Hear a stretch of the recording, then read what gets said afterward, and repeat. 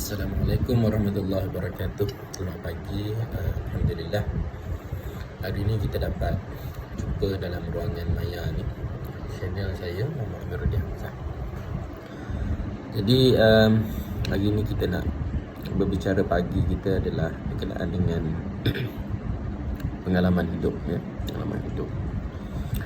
Dan Allah SWT menjadikan pengalaman hidup ni adalah sebagai satu anugerah yang tidak terhingga, di mana manusia ni Allah SWT dia jadikan, ya, kalau dalam komputer tu kita ada kata artificial intelligence, AI, ya, di mana machine learning ni, machine ni dia ada keupayaan untuk belajar, untuk dia memahami apa yang berlaku sebelumnya untuk menjadi panduan pada dia. Sebagai contoh, kalau artificial intelligence dalam MTA, mail transfer agent, MTA, server untuk kita hantar email, dia akan kenal satu-satu email tu sama ada spam ataupun legit, ya.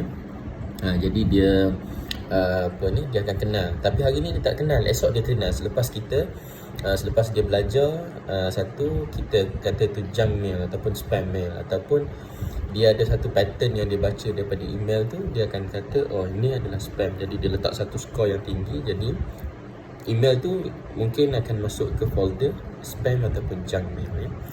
Jadi kat situ kita tengok bahawa Allah SWT menjadikan kita sebagai manusia lebih hebat daripada itu, di mana kita diberi keupayaan untuk belajar daripada pengalaman, ya. Pengalaman ni bukan semua pengalaman yang indah. Ada pengalaman-pengalaman yang mungkin tidak indah, kesilapan, kesalahan, tersalah pilih option dan sebagainya, ya. Jadi pengalaman yang kita dapat ini Allah SWT berikan kepada kita sebagai satu anugerah untuk kita bergerak dalam kehidupan kita, menemui hari-hari kemudian kita, of course lah, hari mati kita. Jadi sebelum kita jumpa pada hari kematian kita, kita jumpa dulu dengan pengalaman-pengalaman. Saya dah buat yang lepas, saya dah lalui ini dulu dan ini keadaan ni. Dan lebih manis lagi, kita sebagai manusia, Allah SWT memberikan kita satu kelebihan, iaitu mungkin terlupa, ya. Ialah manusia tu, insan tu adalah perkara yang orang ataupun benda yang mudah lupa, ya. Jadi walaupun ada pengalaman tu, kita terlupa juga, masih lagi mengulangi sebagai contoh, ya. Tapi tidaklah bermakna itu perakhiran, ya. Allah SWT menjamin bahawa selagi kita pulang kepada Allah SWT, selagi itu Allah SWT akan bersama dengan kita, mengampunkan dosa-dosa kita, mengampunkan kesilapan kita.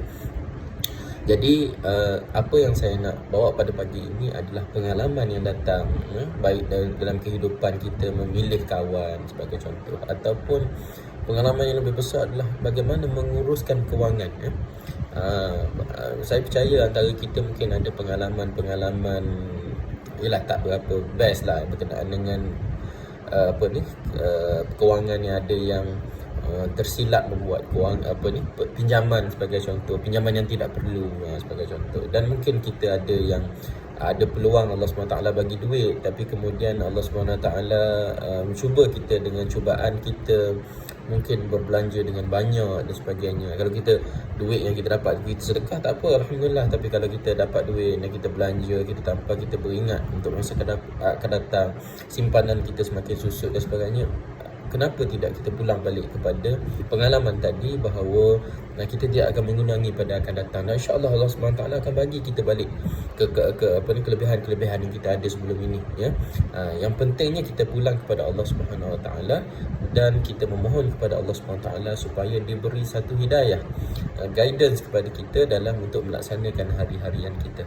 Jadi kita bersyukur kepada Allah SWT kerana Allah SWT menyediakan kepada kita satu anugerah yang tidak ternilai. Itulah adalah satu pengalaman, ya, yang mana kita gunakan pengalaman ini untuk perjalanan kita pada masa-masa akan datang. Jadi ingat, pada hari ini kita bersyukur pada Allah SWT dan kita ada pengalaman hidup, dan kita gunakan pengalaman hidup adalah untuk menjadi panduan pada kita berjalan di atas titian yang sangat usang ini, ya. InsyaAllah kita akan bertemu dengan Allah SWT dalam keadaan yang sangat gembira, dan Allah meredai kita dan kita redha kepada Allah Subhanahu wa taala. Jadi itu saja, wabillahi taufik. Assalamualaikum warahmatullahi wabarakatuh.